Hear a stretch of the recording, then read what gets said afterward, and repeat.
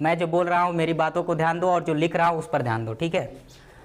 तो class 10th subject mathematics chapter number 4 जिसका नाम है द्विघात समीकरण, इसके प्रश्नावली 4A के सभी प्रश्नों को हम लोगों ने हल कर लिया है। आज के इस लेक्चर में हम लोग प्रश्नावली 4B के सभी प्रश्नों को नहीं तो कुछ प्रश्नों को हल करने की कोशिश करेंगे, ठीक है। बहुत ध्यान से आप लोग देखिएगा। तो आज का अपना लेक्चर है मुख्यतः किस पर? प्रश्नावली 4B पर, प्रश्नावली 4B, ठीक है। और इसमें दिया क्या है? द्विघात समीकरण आपको दिए गए हैं। क्या दिए गए हैं? द्विघात समीकरण दिए गए हैं और उन द्विघात समीकरणों को हल करना है। क्या करना है? हल करना। समीकरण को हल करने का मतलब क्या होता है बताएंगे? मुकेश यहां बैठो।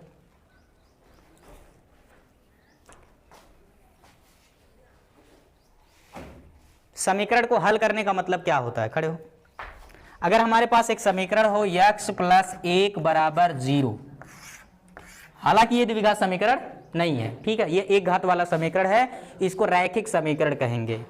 एक घात वाले समीकरणों को क्या कहा जाता है? रैखिक समीकरण। दो घात वाले समीकरणों को द्विघात समीकरण, तीन घात वाले समीकरणों को त्रिघात समीकरण कहा जाता है, ठीक ना।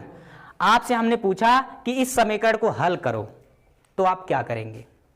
समीकरण को हल करने का मतलब क्या होता है? इधर इनको भी लाइव टेलीकास्ट दिखा देते हैं। तो बच्चों ये है मुकेश, ठीक है, इनसे मैंने पूछा ये एक घात का समीकरण है और इसको हल कैसे करना है। आप में से कितने लोग जानते हैं? ईमानदारी से हाथ ऊपर करो। Very good. राजवेंद्र जानते हैं? आप जानते हैं? हाँ, क्या करेंगे? लगाना उसका आंसर, मतलब क्या? कब हम ये मान लेंगे कि आपने आंसर पता कर लिया है? जाओ बैठो, कंफ्यूजन बहुत है, बैठो। रंजीत, इस समीकरण को हल करने का मतलब क्या? जब हम चर पद x का मान हम निकालें तब। कुछ फर्क नजर आ रहा है? इस समीकरण को हल करने का मतलब ये है, इसमें जो अज्ञात चर राशि है उसका मान हमें ज्ञात करना है। और जब हमने इस अज्ञात चर राशि का मान ज्ञात कर लिया तो इसका अर्थ ये हो गया कि हमने इस समीकरण को हल कर लिया। यानी समीकरण को हल करने का मतलब ये होता है, इसमें जो अज्ञात राशियां हैं, चर है, x है, y है, z है, उसी का मान हमको फाइनली ज्ञात करना है। समझ में आया? और जो x का मान निकलता है वही उस समीकरण का हल कहलाता है, वही उस समीकरण का शून्यक कहलाता है, वही उस समीकरण का मूल कहलाता है। तो ओवरऑल क्या मतलब हुआ कि समीकरण को हल करने का अर्थ यह है, उसमें जो चर राशियां हैं उसका मान ज्ञात कीजिए। अब उस ज्ञात करने में कुछ नियम सिद्धांत का पालन करना होगा। चलो बैठो। एक बात और, दूसरी बात यह है कि समीकरण का हल यानी कि x का मान वह होगा जिसे इस समीकरण में प्रतिस्थापित करने पर, रखने पर बायां पक्ष और दायां पक्ष दोनों समान हो जाएं, बराबर हो जाएं। तो आप मुझे बताएंगे x + 1 = 0 है, हम x का यहां कितना मान रख दें कि बायां पक्ष और दायां पक्ष बराबर हो जाए? क्या करोगे? समीकरण में x बराबर -1 रखोगे। क्या रखोगे? -1 रखने पर, जैसे ही -1 यहां रखोगे, x के स्थान पे -1 और ये है +1 बराबर 0। -1 + 1, एक में से एक घटेगा 0, जब घट के 0 बचता है तो उसको काट देते हैं, यानी ये 0 बराबर 0। क्या लेफ्ट हैंड साइड यानी बायां पक्ष और राइट हैंड साइड यानी कि दायां पक्ष बराबर हो गया? यस सर, सही है ना? कब हुआ है? x बराबर -1 रखने पर। x बराबर -1 इस समीकरण में रखने पर बायां पक्ष दायां पक्ष बराबर हो गया। इसका मतलब यह हो गया कि x बराबर -1 इस समीकरण का हल है। x बराबर -1 इस समीकरण का क्या है? हल है। समझ में आया? x बराबर -1 के अलावा कोई भी संख्या रखोगे तो 0 नहीं आएगा। कुछ रखिए आप, x का मान -1 के अलावा कोई भी रखो, प्लस में माइनस में कोई भी संख्या रखो, 0 नहीं होगा कि हो जाएगा? नहीं होगा। यानी इस समीकरण का सिर्फ एक हल है और वो है -1। तो एक घात वाले समीकरण का सिर्फ एक हल होता है। 2 घात का समीकरण होगा तो 2 हल होंगे, 3 घात का समीकरण है तो 3 हल होगा, 4 घात का समीकरण है तो 4 हल होगा। यानी जितनी घात वाला समीकरण उतने ही उसके हल होते हैं, यानी x के उतने ही मान होते हैं। ये बात समझ में आ गया आपको। दूसरी बात,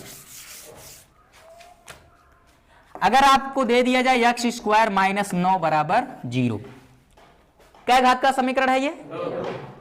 2 घात का समीकरण है, 9 घात का समीकरण है, 2 घात वाला समीकरण है, यानी कि द्विघात समीकरण है।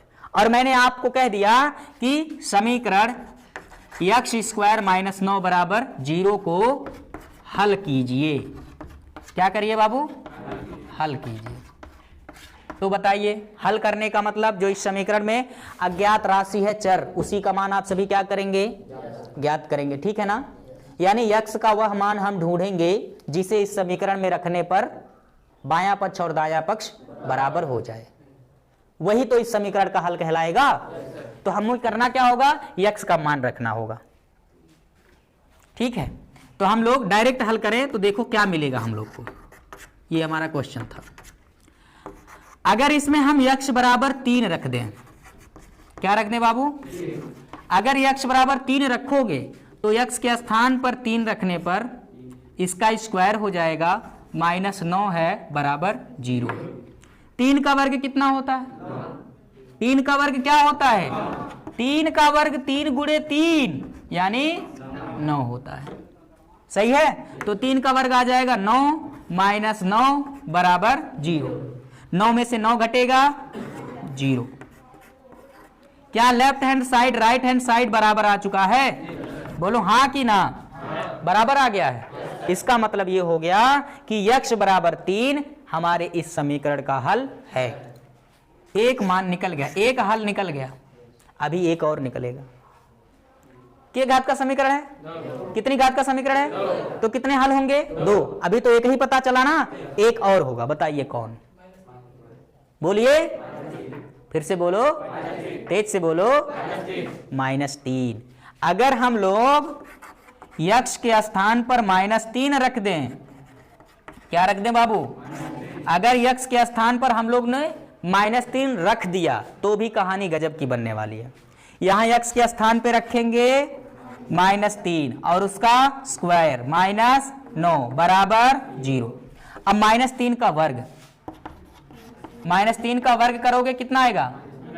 -3 गुणे -3, माइनस माइनस का गुणा प्लस, 3 तिरैया, कोई बोला है -9 आएगा? कौन बोला -3 का वर्ग -9 आएगा? अभिषेक बोले हैं और मुकेश बोले हैं। देखो बेटा, किसी भी ऋणात्मक संख्या का वर्ग यानी स्क्वायर कभी भी ऋणात्मक नहीं होता, ठीक है। सभी वास्तविक संख्याओं का वर्ग हमेशा एक धनात्मक संख्या होता है। आप -2 का वर्ग करोगे 4 आएगा, +2 का वर्ग करोगे तब भी 4 आएगा, 1 का वर्ग करोगे 1 आएगा, -1 का वर्ग करोगे 1 ही आएगा। समझ में आया? तो ये बात आपको हमेशा अपने ध्यान में रखनी है कि किसी भी वास्तविक संख्या का जो वर्ग है वो ऋणात्मक नहीं हो सकता। स्क्वायर वर्ग कभी भी माइनस में नहीं होगा, ठीक ना। तो यहां पर -3 का वर्ग +9, -9 बराबर 0, 9 - 9 0 बराबर 0। Left hand side right hand side के बराबर आ चुका है, यानी यहां भी कहानी ठीक ठाक है कि नहीं है? यानी x बराबर -3 भी इस समीकरण का हल होगा। तो ओवरऑल इस द्विघात समीकरण x स्क्वायर -9 बराबर 0 के कितने हल हो गए? 2। कौन कौन? -3 और +3। कितने हल हो गए? 2 हल, एक x बराबर 3 और एक x बराबर -3। कहानी समझ में आया? चमका कि नहीं चमका? ऐसे अगर 3 घात का समीकरण हो तो कितने हल होंगे? 3 हल होंगे। 4 घात के हो तो, लेकिन इस चैप्टर में आपको टोटली सिर्फ द्विघात समीकरण हल करने हैं, 2 घातों वाले समीकरण को हल करना है। कहानी समझ में आया बच्चों? ठीक है, तो इसको कहते हैं समीकरण को हल करना। अब ये तो हम अपने स्तर से, हम अपने तरफ से मानों को रखे हैं। किसी भी द्विघात समीकरण का गुणनखंड करके, पूर्ण वर्ग बना करके श्रीधराचार्य सूत्र का प्रयोग करके हम उसको कैसे हल करते हैं, ये बात आपको समझना अभी बाकी है। ये तो हम लोगों ने अपने तरफ से रख दिया ना, 3 माइनस छोटे छोटे नंबर थे तो रख दिया, लेकिन बहुत बड़ा बड़ा नंबर आ जाए तो वहां तक दिमाग दौड़ ही नहीं पाएगा कि किसका वर्ग करे किसका वर्ग करे कि ये हो जाए, नहीं बता सकते। तो आइए उस चीज को हमें क्या करना है, सीखना है।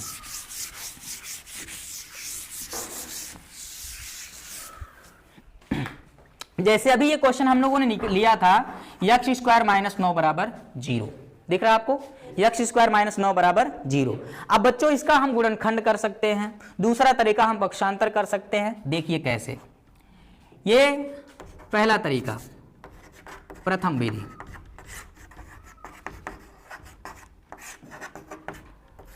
पहली विधि से हम इसको ऐसे हल करेंगे, यक्स स्क्वायर माइनस 9 किसी संख्या का वर्ग होता है, किसका, 3 का वर्ग। 9 को हम 3 का स्क्वायर लिख सकते हैं बराबर 0। अब यहां एक सुंदर सा बीजगणित वाला सूत्र आपको नजर आ रहा है, सही है? अमरेंद्र खड़े हो जाओ। कौन से बीजगणित का सूत्र यहां आपको दिख रहा है?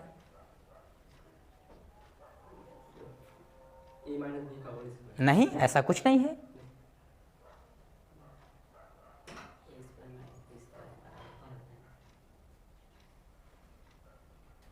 जागो ग्राहक जागो, सो रहे हो? पहले का स्क्वायर माइनस दूसरे का स्क्वायर, देखो पहले पद का स्क्वायर माइनस दूसरे पद का स्क्वायर, यानी ए स्क्वायर माइनस, सही है? चलो खड़े हो अब से, बताओ क्या होता है, ए स्क्वायर माइनस बी स्क्वायर बराबर, एक कोष्टक में ए प्लस बी, एक कोष्टक में ए माइनस बी, यही होता है। एक कोष्टक में ए प्लस बी और दूसरे में ए माइनस बी। यानी अगर पहले पद का स्क्वायर हो, यानी कि लो मम्मी का स्क्वायर माइनस माइनस पापा, ये बीच में माइनस होना चाहिए, प्लस होगा तो नहीं काम चलेगा। क्या होना चाहिए, मम्मी का स्क्वायर माइनस पापा का स्क्वायर बराबर एक कोष्टक में मम्मी प्लस पापा, मम्मी प्लस पापा, और एक कोष्टक में मम्मी माइनस पापा। यानी एक कोष्टक में दोनों को जोड़ देंगे, दूसरे कोष्टक में घटा लेंगे। समझ आया?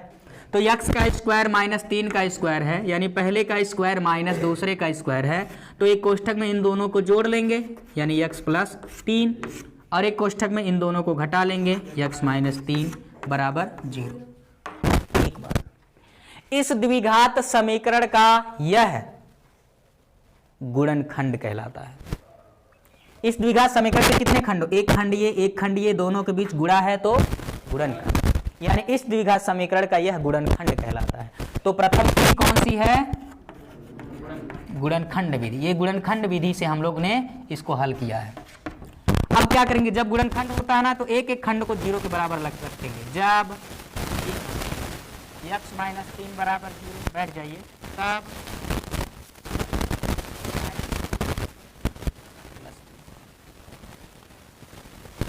ठीक है ना। दूसरा खंड, जब x प्लस 3 बराबर 0, तब x बराबर प्लस 3 को इधर लाइए माइनस 3। बताइए, अभी थोड़ा देर पहले यही दो मान निकाला था कि नहीं निकला, उसको हमने अपने तरफ से रखा था, लेकिन यहाँ हमको प्राप्त हो रहा है। तो वहां जो भी आगे सवाल हल करने अपने तरफ से रखना नहीं है, ऐसे प्राप्त करना। ये पहला तरीका हुआ। दूसरा तरीका, ये मिटा दे, फॉर्मूला लिख चुके हैं आप लोग, रहने दो।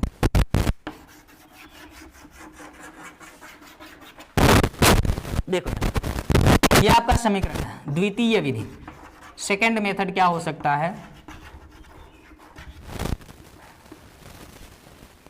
ये जो क्वेश्चन है एक्स स्क्वायर माइनस 9 बराबर 0। अगर इसमें दो ही पद है, कितने पद हैं, ओनली 2 टर्म्स, एक एक्स स्क्वायर और एक 9। अगर दो पद समीकरण में, तो आप उसको दूसरे तरीके से हल कर सकते हैं। और वो तरीका क्या होगा, एक्स स्क्वायर, ये माइनस 9 को उधर ले जाइए, ठीक ना।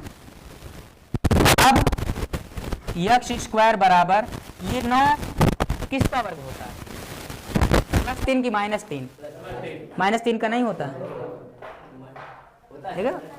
कंफ्यूजन इतना ज्यादा है, इन लोगों को क्या बताएं। अभी मैंने बताया 3 का वर्ग 9, माइनस 3 का वर्ग भी 9, तो 9 दो संख्या का वर्ग होता है। कोई भी संख्या दो संख्याओं का वर्ग होता है, एक प्लस का एक, ठीक है ना। बोलिए, तो 9 का 3 का वर्ग भी 9 होता है, -3 का वर्ग भी 9, यानी +3 का वर्ग 9, -3 का वर्ग भी 9। तो 9 दो संख्याओं का वर्ग हो गया, +3 और हाँ। अब यहां पर ये काम, तो 9 किसका वर्ग है? +-3 का। किसका? हाँ, +3 का वर्ग भी 9, -3 का वर्ग भी 9। अब ये जो वर्ग है ना, वर्ग को हटाना है, वर्गमूल को लाना है, ठीक है। तो वर्गमूल लेने पर, जब हम लोग किसी भी समीकरण के पक्षों का वर्गमूल लेते हैं, तो वर्गमूल लेने पर जो वर्ग होता है, घात 2 होता है, वो हट जाता है। तो ये जो घात 2 है हट जाएगा, सिर्फ x आ जाएगा, और ये घात 2 ये भी खत्म हो जाएगा, आ जाएगा +-3। +-3 का मतलब कि x के 2 मान हो गए, एक हो गया x का मान +3 और एक हो गया -3। तो ओवरऑल इस समीकरण के कितने हल हो गए? 2। कौन कौन? +3 -3। कहानी समझ में आया? बोलो, नोट कर लो इसको, आगे बढ़ते हैं। अब इसी तरह से आपके जो प्रश्न है उन्हें हल करना है।